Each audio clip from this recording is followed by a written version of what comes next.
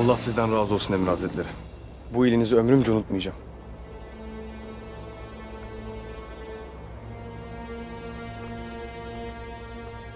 Yolun açık olsun Dündar.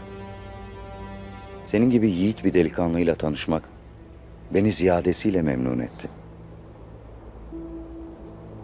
Kardeşimi bizlere bağışladığın için sana daima minnettar olacağım Emir Saadettin. Eyvallah. Devletimiz her daim yanınızda olacak. Bunu da böyle bilin.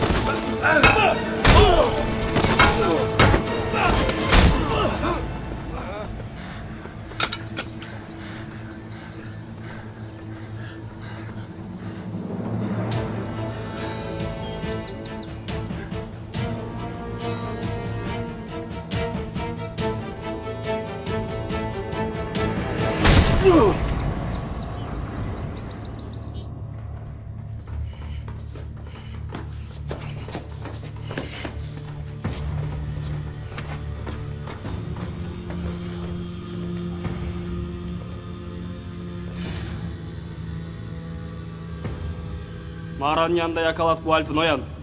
Turgut Alp.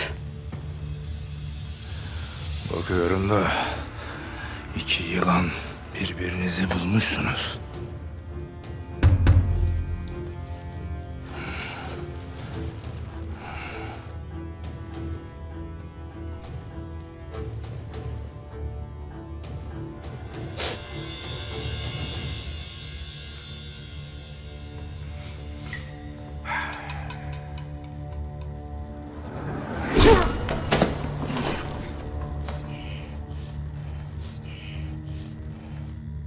Buraya geldiğini bilen var mı? Yok.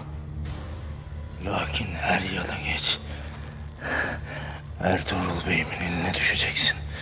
İşte o gün bu avratla öldüğünüz gün olacak. Yalan söylüyorsun. Mağaranın yerini öğrendiniz.